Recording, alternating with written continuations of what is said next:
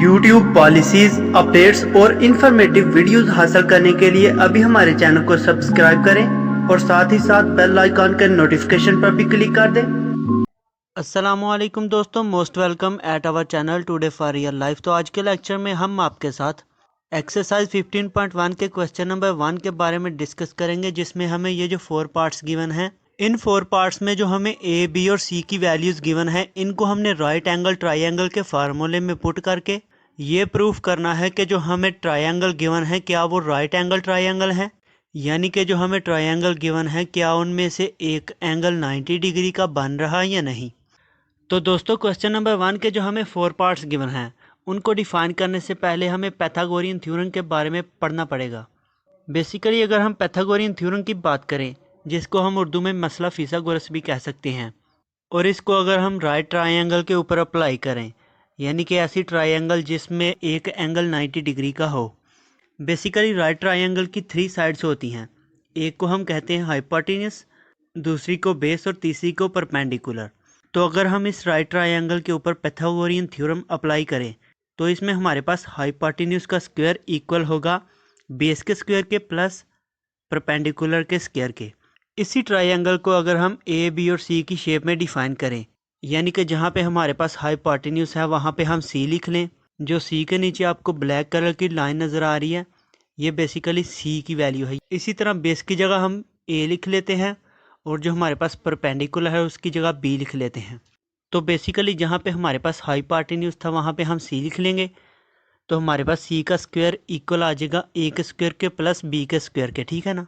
अब दोस्तों, सबसे पहले हम पार्ट नंबर 1 की बात कर लेते हैं, जहाँ पे हमारे पास ए की वैल्यू है 5 सेंटीमीटर, इसी तरह बी की वैल्यू है 12 सेंटीमीटर और सी की वैल्यू हमें गिवन है 13 सेंटीमीटर। तो जैसा कि हम जानते हैं सी को हमने हाइपोटेन्यूस कंसिडर किया था, तो जहाँ पे हाइपोटेन्यूस आना था वहाँ पे हम 13 सेंटीमीटर पुट कर लेते हैं।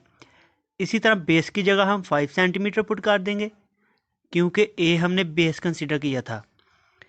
और जो हमारे पास लास्ट पे बी की वैल्यू है, यानी कि परपेंडिकुलर की वैल्यू है, वो हमारे पास 12 सेंटीमीटर हो जाएगी। तो जैसा कि हमें पता है हमारे पास फार्मूला होता है सी स्क्वायर इक्वल होता है ए स्क्वायर प्लस बी स्क्वायर के। तो सी की जगह हमें 13 गिवन है, तो 13 पुट कर देंगे। इसी तरह इक्वल की दूसरी साइड पे ए और बी की वैल्यूज पुट कर देंगे, जो कि हमें 5 और 12 गिवन है, और इन दोनों का भी स्क्वायर ले लेंगे और सेंटर में हम प्लस लिख लेंगे। अब दोस्तों, अगर हम 13 का स्क्वायर लें तो वो हमारे पास आ जाएगा 169, और इसी तरह अगर हम 12 का स्क्वायर लें इक्वल की दूसरी साइड पे, वो आ जाएगा 144। नेक्स्ट हम प्लस लिखेंगे और प्लस लिखने के बाद 5 का स्क्वायर, जो कि हमारे पास आ जाएगा 25। अब इक्वल की एक साइड जो हमें गिवन है वो है 169, जबकि इक्वल की दूसरी साइड पे अगर हम 144 प्लस 25 करें तो वो भी हमारे पास आ जाएगा 169, यानी कि लेफ़्ट हैंड साइड इक्वल आ गई है राइट हैंड साइड के।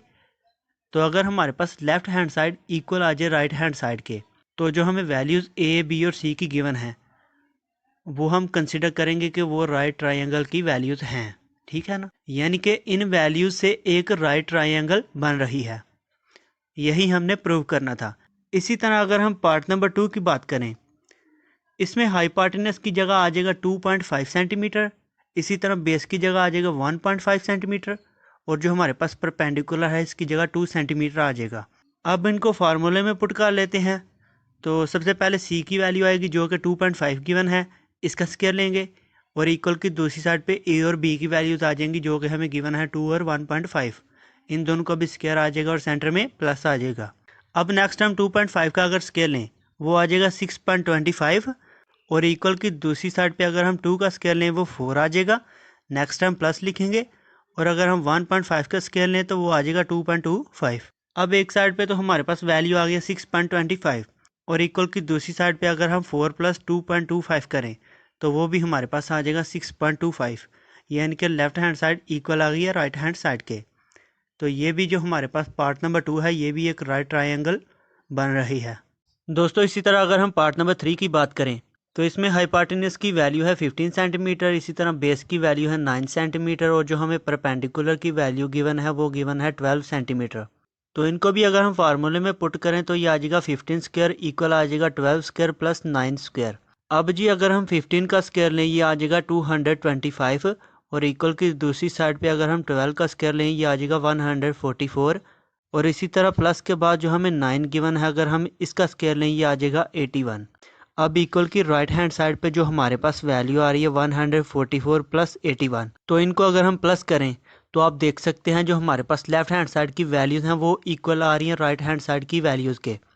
यानी कि पार्ट नंबर 3 जो हमें गिवन है ये भी एक राइट ट्राइंगल बन रही है।